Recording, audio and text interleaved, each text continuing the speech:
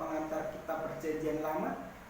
Dan hari ini kita akan belajar untuk kitab Hakim-Hakim. Nah, saudara sekalian, kitab Hakim-Hakim merupakan kitab yang dikategorikan kitab sejarah. Setelah kita belajar tentang Yosua, lalu kita belajar tentang kitab Hakim-Hakim. Jadi kalau kita lihat di dalam kronologi kepemimpinan Israel, dipimpin oleh Musa, digantikan oleh Yosua. Sebenarnya setelah Yosua itu digantikan oleh tua-tua Israel. Nah, setelah itu digantikan oleh hakim-hakim. Nanti setelah hakim-hakim akan raja-raja yang memimpin bangsa Israel. Mari kita akan belajar untuk pengantar kitab Hakim-Hakim. Judul kitab Hakim-Hakim. Judul kitab ini diambil dari gelar yang dianugerahkan kepada para pemimpin bangsa yang diangkat Tuhan untuk memelihara bangsa Israel antara zaman Yosua hingga zaman monarki. Memang zaman Yosua itu sistemnya masih teokrasi, zaman hakim-hakim masih teokrasi. Tapi setelah hakim-hakim, raja-raja itu sudah menjadi monarki. Jadi saudara sekalian, kitab ini diambil berdasarkan para pemimpin. Isi dari kitab itu di mana isinya itu menceritakan para hakim yang diangkat oleh Tuhan untuk membebaskan bangsa Israel. Setelah itu mereka akan memerintah bangsa itu sampai akhirnya mereka mati. Nah, itu judulnya. Mari kita akan lihat tentang hakim. Hakim itu dari kata sopeting. Jadi kata sopeting ini bisa diartikan yang pertama hakim, bisa penguasa, bisa pembebas, dan atau penyelamat. Jadi dari kata ini bisa memiliki beberapa arti. Oleh karena itu, dalam konteks hakim-hakim di Israel ini memang berbeda dalam seperti konteks kita sekarang.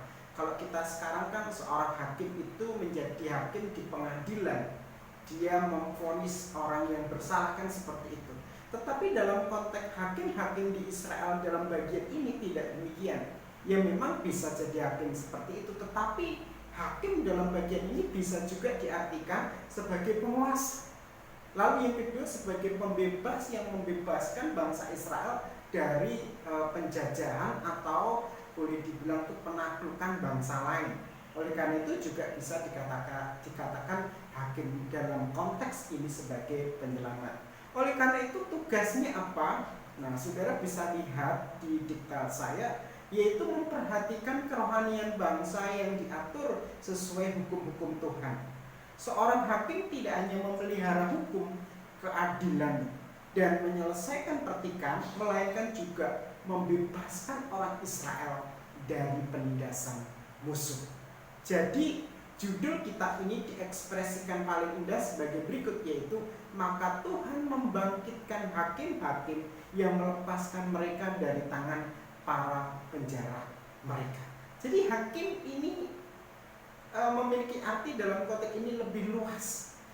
Jadi hakim sebagai seorang hakim, dia memelihara hukum, menyelesaikan pertikaian, dan membebaskan bangsa Israel. Nanti kita akan lihat ada banyak hakim di mana orang Israel ditindas, minta tolong sama Tuhan, Tuhan kirim hakim membebaskan, lalu hiduplah damai bersama hakim. Tapi hakim itu mati, orang Israel kembali jatuh dalam dosa, dan begitu seterusnya. Nah, saudara sekalian, itu terkait dengan judul kitab. Lalu untuk penulis kitab siapa? Dalam konteks ini penulis kitab itu adalah anonim. Apa itu anonim? Anonim penulisnya tidak disebutkan di dalam kitab itu. Namun di dalam tradisi Yudaisme, penulis kitab Hakim-Hakim ini disebutkan adalah Samuel. Jadi Samuel ini menurut tradisi Yudaisme yang adalah penulis daripada kitab Hakim-Hakim. Hal ini didasarkan pada kehidupan Samuel yang sering mencatat peristiwa dan tokoh-tokoh penting dalam kehidupan bangsa Israel. 1 Tawarik pasal 29 ayat 2. Jadi itu. Kenapa Samuel? Karena memang ya Samuel sering mencatat dan semua seperti itu. Lalu selanjutnya mari kita akan lihat untuk tahun penulisannya. Kalau itu ditulis oleh Samuel, kira-kira kapan itu ditulisnya? Nah, kalau itu ditulis Samuel berarti kitab ini ditulis waktu hidup Samuel. Lalu Samuel hidup kapan? Yaitu 1050 sebelum Masehi sampai 1000 Masehi. Ya, sekitar itu pelayanan Samuel, dan pada waktu itu Samuel menjadi hakim di Israel. Nah, oleh karena itu dalam konteks ini sepertinya ya tahun penulisannya waktu hidup Samuel ya sekitar 1050 sebelum Masehi sampai 1000 Masehi. Lalu tujuan penulisan kitab ini apa? Ada dua tujuan penulisan kitab ini. Yang pertama itu untuk memperingatkan bangsa Israel bahwa ketaatan membawa berkat, sebaliknya ketidaktaatan mengundang disiplin dan hukuman Allah. Jadi kalau kita lihat dari isi kitab ini jelas sekali orang Israel tidak taat. Tuhan izinkan bangsa lain menindas mereka. Lalu mereka berteriak minta tolong sama Tuhan. Tuhan kirim hakim dan hakim menyelamatkan mereka, membebaskan mereka. Tapi setelah hakimnya mati, orang Israel kembali berbuat dosa, berbuat jahat. Akhirnya Tuhan izinkan bangsa lain menindas mereka lagi. Ya, hukuman Allah terjadi. Sehingga dalam konteks ini harus taat supaya dapat berkat. Yang kedua, mengingatkan bangsa Israel bahwa ketika umat Allah berbalik kepada Tuhan, berseru kepadanya dan bertobat, Allah yang setia, panjang sabar, penuh belas kasihan, meresponinya dengan penyelamatan. Luar biasa. Kesabaran Allah itu panjang, long suffering. Artinya memang Allah itu Maha Kasih. Berkali-kali orang Israel ini tidak taat, tetapi Allah tetap mengasihi mereka. Iya, luar biasa. Dan Allah merindukan sebenarnya adanya pertobatan. Nah, mari kita akan lihat untuk tema kitab ini. Tema kitab Hakim-Hakim yaitu kegagalan bangsa Israel. Ini saya ambil ya. Kenapa? Karena memang isi kitab itu, di mana nuansa kegagalan itu nampak dibanding dengan kitab-kitab sebelumnya. Yosua luar biasa. Orang Israel menang. Tetapi kitab Hakim-Hakim jelas sekali orang Israel gagal, jatuh dalam dosa, akhirnya ditindas.